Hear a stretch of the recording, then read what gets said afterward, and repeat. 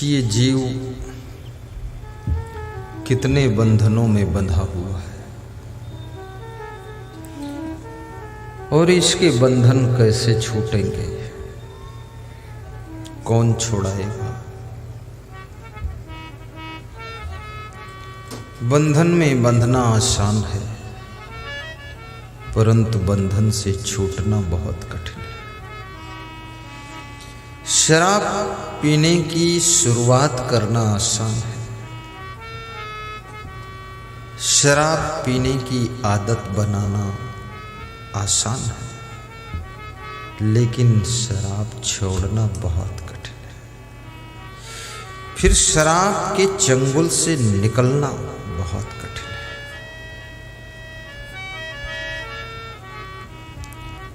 व्यभिचार को शुरू करना आसान है, लेकिन व्यभिचार के जाल से निकलना बहुत कठिन है। फंस जाते हो। जितने शराबी हैं, जब नशा उतरता है एक बार सोचते हैं अब कभी नहीं पीऊंगा, और जब शाम को पीने का समय आता है तो फिर पी लेते हैं, कहते हैं आज पी लेता हूं फिर देख ले।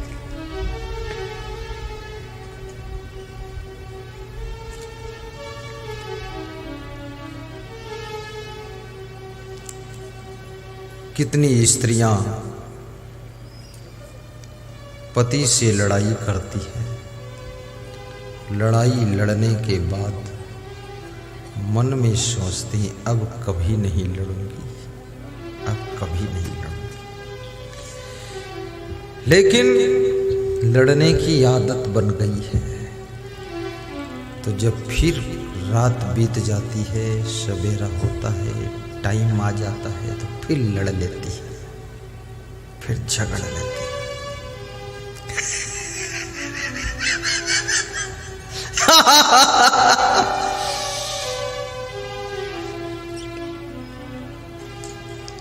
पूरी जिंदगी आदतों की जंजीरों में बंध जाती है।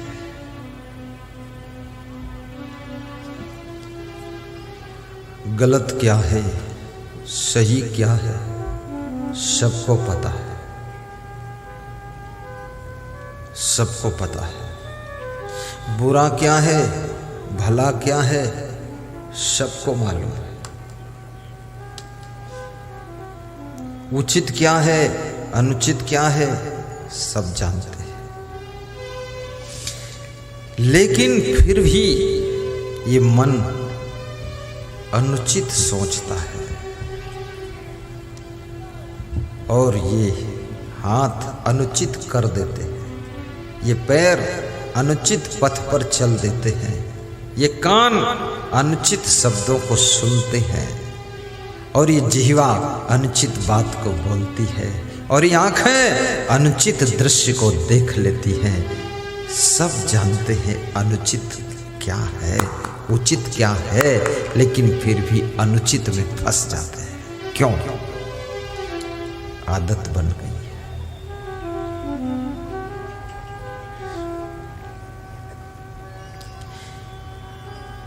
जो देर से सोकर उठते हैं, रोज रोज सोकर उठने के बाद उनके बहुत से काम बिगड़ते हैं, तो फिर सोचते हैं अब कल से जल्दी उठूंगा, फिर शाम को सोते हैं और सवेरे फिर देर तक सोते रहते हैं। आदत आदत आदत, शरीर की आदत और मन की आदत। ध्यान देना इस पर।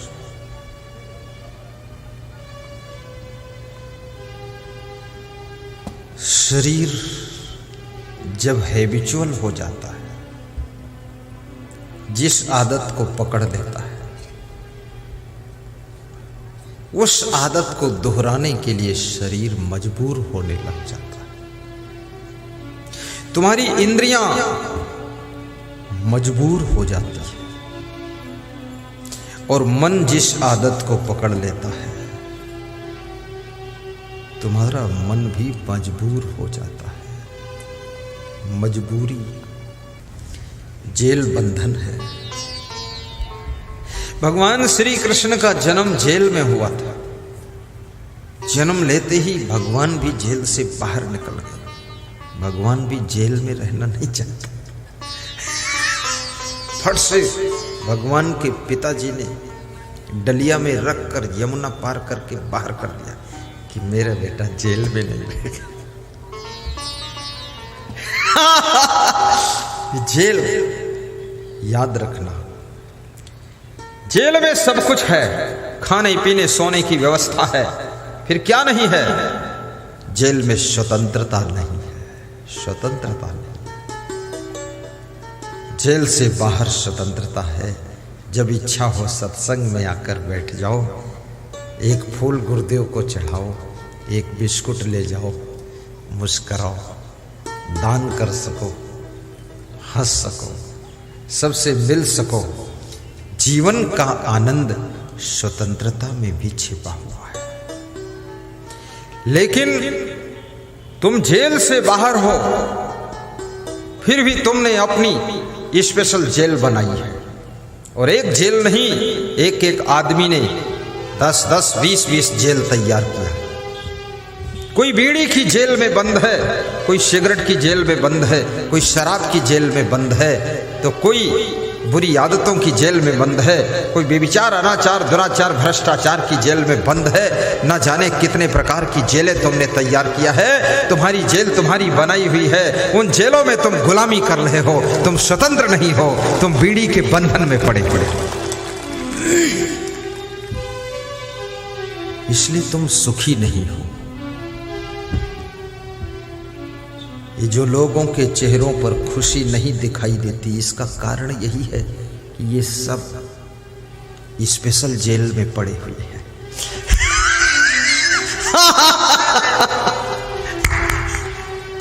बहुत बड़ी माया मोह की जेल है। कितने माँ बाप कहते हैं क्या करें, बेटे बहू के तांडव की वजह से घर में रहने की इच्छा नहीं है, लेकिन अब माया मोह की जेल में फंसे हैं तो पड़े हैं, क्या करें। माया मोह की जेल, आदतों की जेल। और जितना अधिक तुम अपने को आदतों से मुक्त करते चले जाओगे, उतना तुम जेल से छुटकारा पाते चले जाओगे। ये साधु क्यों सुखी है क्या इसके पास? साधु के पास कुछ नहीं, कमंडल है तो कमंडल का ढक्कन गायब हो गया इसका, फिर भी ये सुखी है। अरे पगड़ी पटना में छोड़ के आया है और ढूंढ रहा है अजान में कि यहां पगड़ी कहां। इतना तो उसका दिमाग गड़बड़ा गया है। फिर भी सुखी है। क्यों?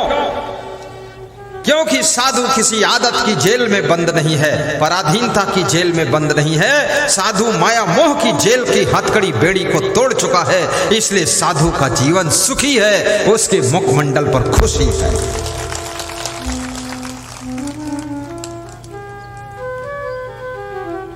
तुम क्यों आए हो गुरु के पास? इसीलिए आए हो कि हे गुरुदेव, कुछ मेरी भी हथकड़ी बेड़ी काट दो आप। तो मुझे हंसी आती है, हथकड़ी बेड़ी तुमने ही स्पेशल तैयार करके अपने को बांधा है, हमसे कटवाने आए। मैं एक हाथ बड़ी बेड़ी काट दूंगा, तुम दूसरी तैयार करके बांध लोगे, तो मैं क्या करूंगा?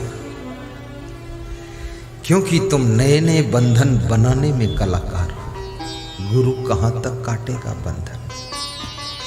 हम बीड़ी छुड़ाते हैं तो तुम सिगरेट के बंधन में पड़ जाते हो। हम सिगरेट छुड़ा पाते हैं तो तुम शराब की जेल में फंस जाते हैं। एक पत्नी शादी किया था, 4 और पत्नी है डुप्लीकेट कहीं से, उसमें भी फंसे हुए हो। एक जेल तो झेल नहीं पा रहे हो, 4 जेलें और बनाया।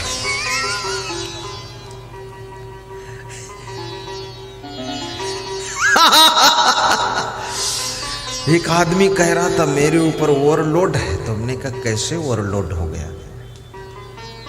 तो बोला एक से विवाह किया, दूसरी से प्रेम किया, तीसरी से प्यार किया, चौथी से लफड़ा किया।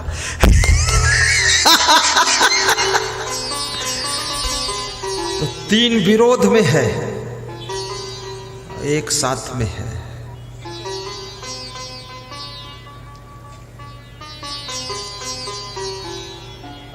व्यभिचार की जेल में भी मत फंसो।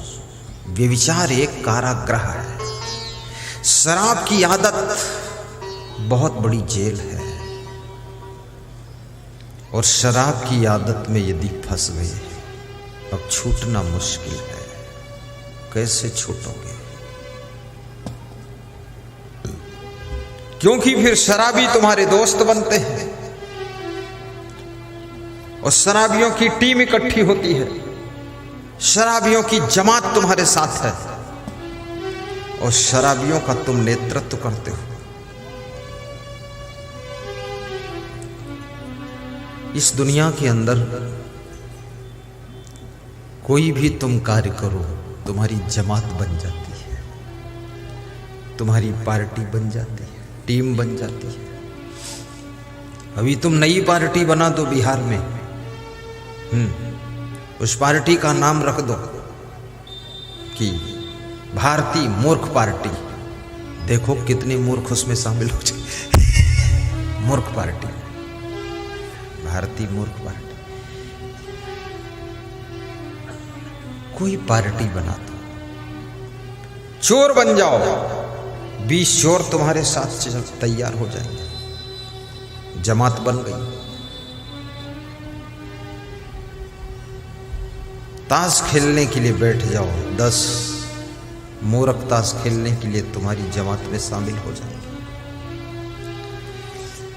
और सबसे कीमती चीज अगर मनुष्य के पास में कुछ है तो क्या है? सोना, चांदी, हीरा, जवाहरात, कपड़ा, गाड़ी, घोड़ा, ये सबसे कीमती है? नहीं। सबसे कीमती जो है उसको तुम रोज व्यर्थ गंवाते हो, रोज गंवाते हो। सबसे कीमती और सबसे जरूरी और सबसे अमूल्य चीज यदि कोई तुम्हारे पास में है तो वो टाइम है, वो समय है, वक्त है, अवसर है, चांस है। उसको तुम खोते चले जाते हो। कहीं ताश खेलने में समय खोते हो, कहीं शराब के नशे में समय खोते हो, कहीं दुष्टों की संगत में समय खोते हो, कहीं आलस्य में समय खोते हो, कहीं ज्यादा सोने में समय खोते हो और कहीं ज्यादा देर नहाने में समय खोते हो। समय तुम्हारा खो जाता है, 24 घंटे गुजर जाते हैं और तुम जहां के तहां खड़े रह जाते हो, कुछ कर नहीं पाते। अपनी सोई हुई चेतना को जागृत करो। तुम इस धरती के श्रृंगार हो, तुम इस धरती के देवी देवता हो, तुम इस धराधाम के उपहार हो, तुम इस भारत देश के होनहार लाल हो, इस हिंदुस्तान की शोभा। तुम साधारण नहीं हो। हर बेटी राधा है, हर बालक कान्हा है, कन्हैया है, कृष्ण भगवान है। समय का सदुपयोग करिए। और कबीर साहब कहते हैं कि माया मोह कठिन संसार। ये माया मोह बड़ा कठिन है। ये माया मोह ऐसे छूटता नहीं है। तुम गुस्सा में कह सकते हो मैं छोड़कर चला जाऊंगा, पर जा नहीं पाओगे। और यदि चले भी गए तो फिर मधुबनी में बैठकर रोओगे कि हाय मेरा बेटा, वहां रोओगे। हमारे पास में कितने लोग सब झटके से छोड़कर साधु बनने आते हैं। मैं उनसे जब बात करता हूं, मैंने कहा पत्नी है? बोले है। माँ बाप है? बोले है। बेटा बेटी है? बोले है। तो हमने कहा तुम तो चले आए हो, वही लोग तुमको याद करके रोते होंगे, क्या तुम्हारे मन में कुछ लगता नहीं है? तो वो भी रोने लग जाता है, आंसू झरझर गिरते हैं। तो हमने कहा वापस चले जाओ। तो बोलता किराया दे दो चला जाऊंगा। ये माया मोह अंदर से पकड़े रहता है, ये ऐसे आसानी से छूटने वाला नहीं।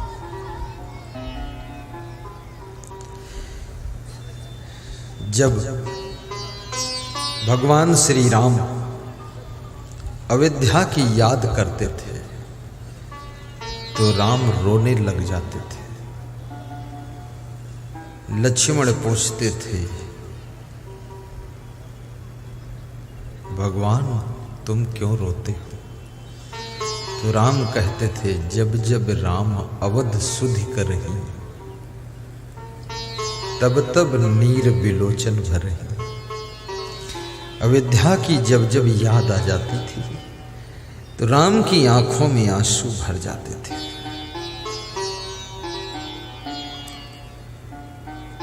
और रामायण कहती है कि मोह सकल व्याधिन कर मूला, चेहिते पुण्य उपजे बहु सूला।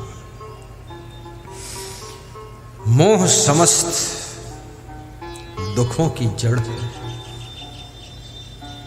जिससे नाना प्रकार के कष्ट पैदा होते हैं। मोह जेल है, लोभ भी जेल है, क्रोध भी जेल है, अहंकार बहुत बड़ी जेल है, सेंट्रल जेल है। आदमी कितना अज्ञानी है, गाड़ी अपने चलने के लिए खरीदता है, अहंकार पड़ोसियों को दिखाता है, गर्दन ऐंठ के चलता है। क्या समझ रखा है? 50 लाख की गाड़ी है तो क्या पड़ोसियों के लिए है? नहीं, हमारे लिए है, अपने लिए, खुद के लिए। तो ऐंठ पड़ोसियों को क्यों दिखाते हो? गाड़ी है इसलिए ऐंठ दिखाता, तो पड़ोसियों से क्या लेना देना है? जितना बड़ा ज्ञान होगा उतना बड़ा अभिमान होगा, और अज्ञान जब मर जाएगा अभिमान अपने आप उड़ जाएगा, उड़ जाएगा, उड़ जाएगा। अज्ञान अभिमान को जन्म देता है। जब ज्ञान हो जाता है, वृक्ष में फल आ जाते हैं, डालें झुक जाती है, और जिस वृक्ष में फल नहीं तो डालें ऊपर की ओर उठ जाती है। जिसमें ज्ञान आ गया वो झुकने लग जाता है, नम्रता आ जाती है। जिसमें ज्ञान नहीं है, अरे अकड़ के चलता है। और ये अहंकार बहुत बड़ी जेल है, जेल खाना है।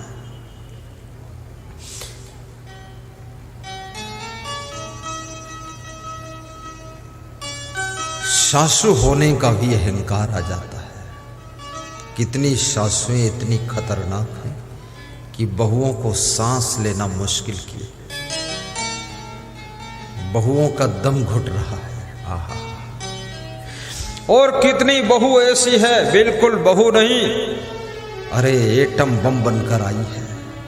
सासू भी बेहोश पड़ी है बहू के कारनामों से।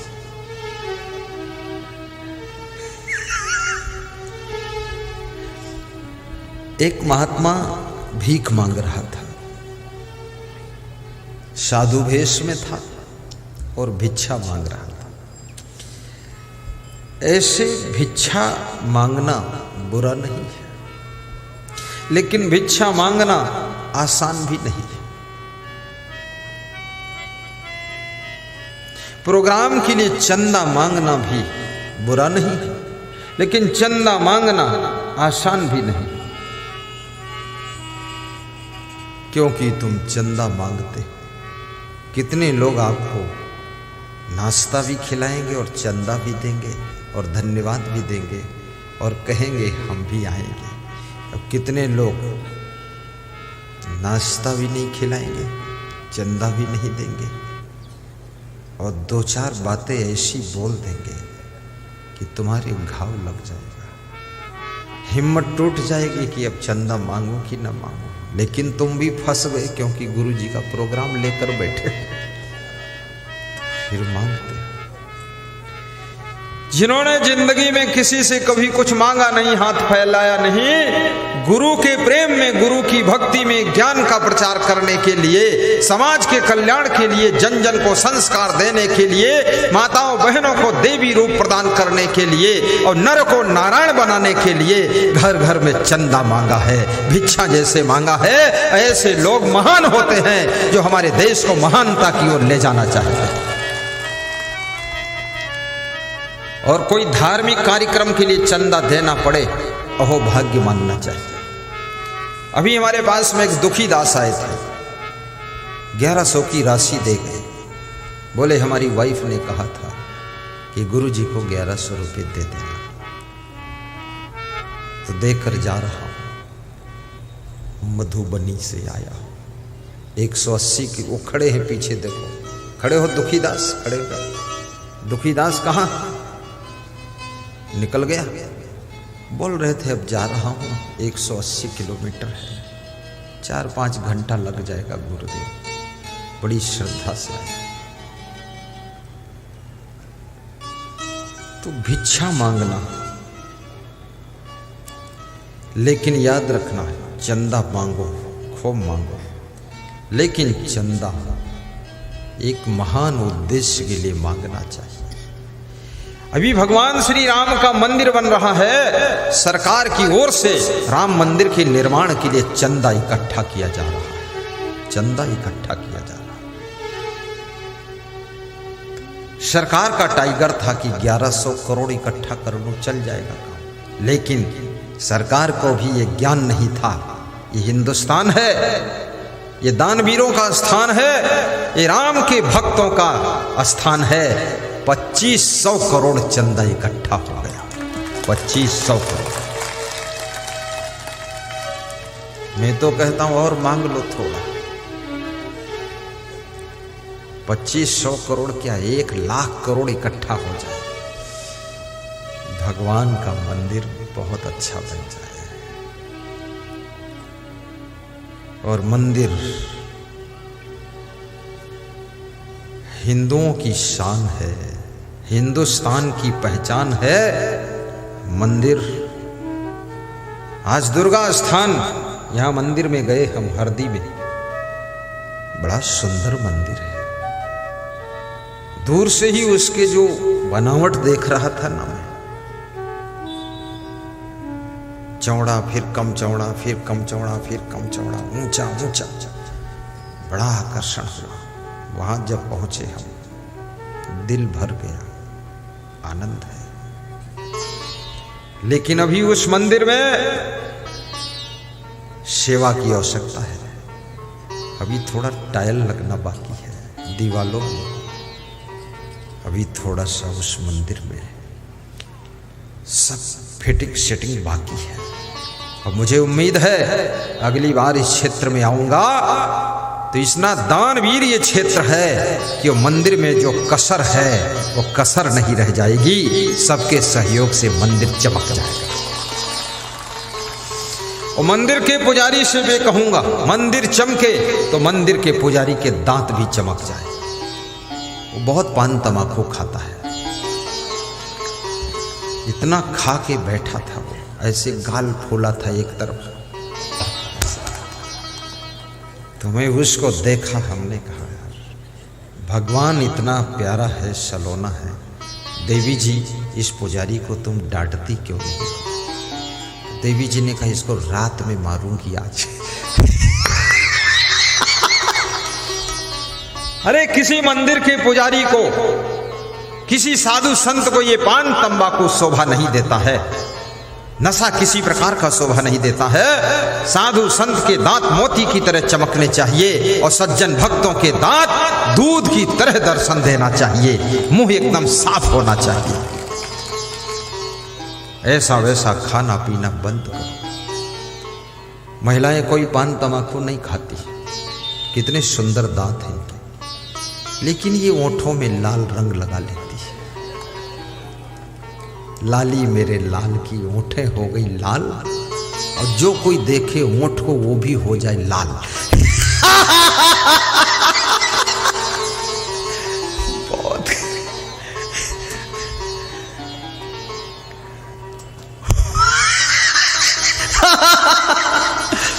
होठों में लाल रंग है। रंग लगाने में तो महिलाएं बहुत होशियार है। होठ में रंग, नाखून में रंग, बालों में रंग, गाल में रंग, पाँव में रंग, एड़ी में रंग, रंग में रंग, पूरा रंगा रंग। अब घर वाले हैं तंग।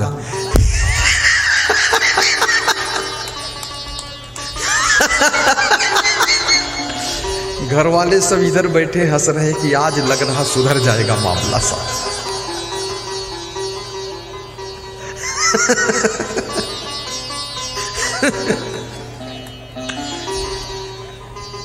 साहिब बंदगी, साहिब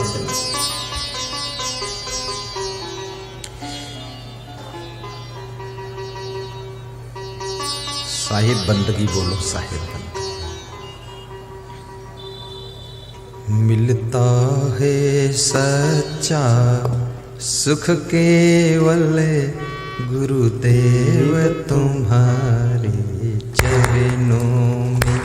मिलता है सच्चा सुख केवल मुस्कुरा कर गाइए, मधुर मधुर ताली बजाइए।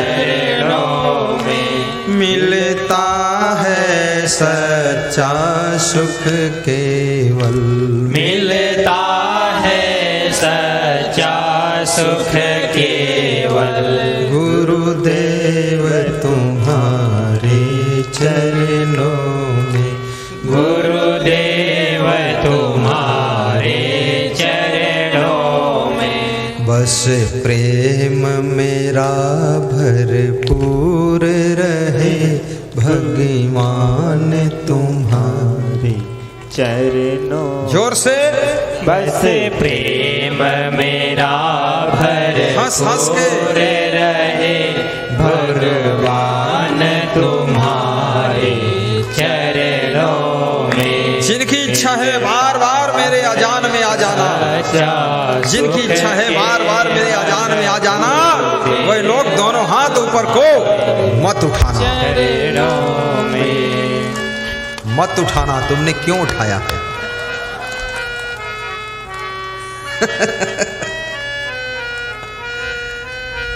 बहुत आनंद आ गया। धन्य हो। अनिल मंडल कहाँ?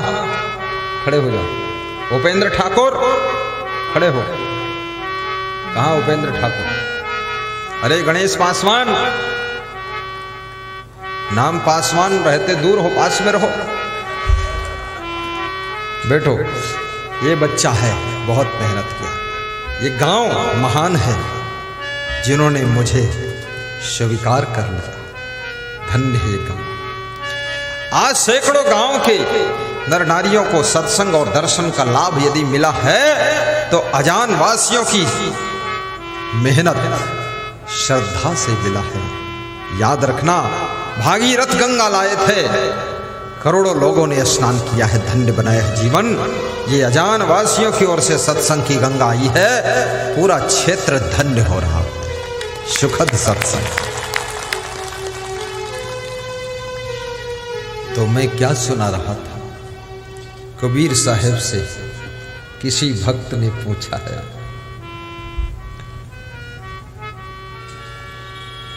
कि ये जीव, ये आत्मा कितने बंधनों में बंधा हुआ है, कितने बंधन।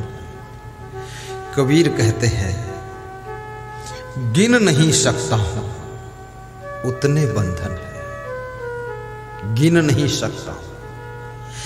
यानी गिनती कम पड़ सकती है, इतने बंधन में ये जीव बंधा हुआ है। तो कबीर साहब ने एक दोहा कहा। कबीर के ग्रंथ का नाम बीजक है। क्या नाम है? बीजक। बीजक का दोहा है ये, गाइए।